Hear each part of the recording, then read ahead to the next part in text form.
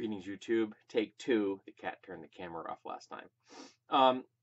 I don't think that we should be basing how successful our economy is on who's winning, on how long has the Dow Jones been going up, or how high or low the unemployment rate is, or on how much money we're shoving into the pockets of the 1%.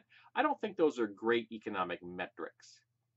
I think we should be asking questions. And if the questions come up wanting, we need to rethink our economic metric and our economic model. One of those questions could be, for example, is there anyone in America that's homeless? Another question can be, is there anyone in America that doesn't have health care? Or is there anyone in America that's hungry? Or is there anyone in America with student debt? Those are questions we should be asking. And those are questions we should be answering. Our economic model should be built around the fact that no one should be allowed to be left behind. That we cannot alleviate all suffering, for all human beings suffer. But we can alleviate a great deal of suffering so that we reduce the overall suffering in the world. We can make sure that no one in America is hungry or homeless, is in debt for an education, or is without health care. From kindergarten all the way through university, education should be paid for by public tax dollars. 100%. If you can make the cut, you get educated. And we should be aiming to make sure that the standards are such that a lot of people can make the cut if they want to go to school. We should make sure that no one's homeless or hungry. We have the economic power to do this. We really do. We're just letting the people in charge not do it. And this in what is supposed to be the most Christian nation in the world. Why are we allowing suffering to happen? Because the people in charge are the wealthy, and the people in charge want to remain the wealthy and want to make sure that the rest of us suffer in return.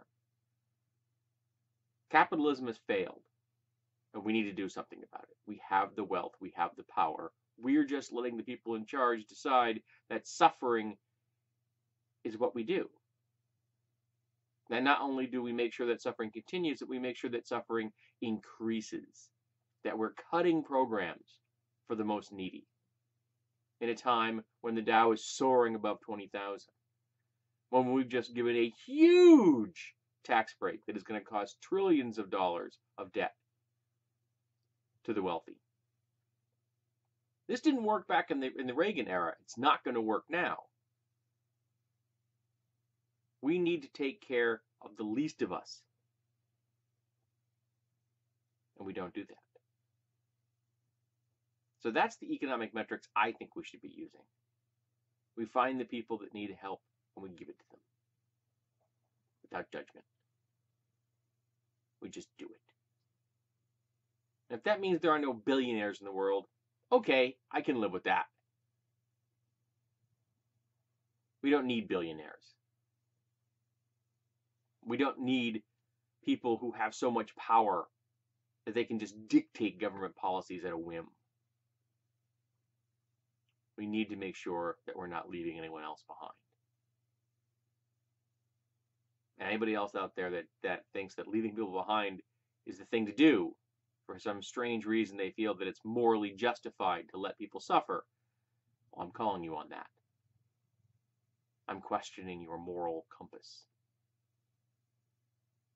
I'm questioning how you're viewing the world.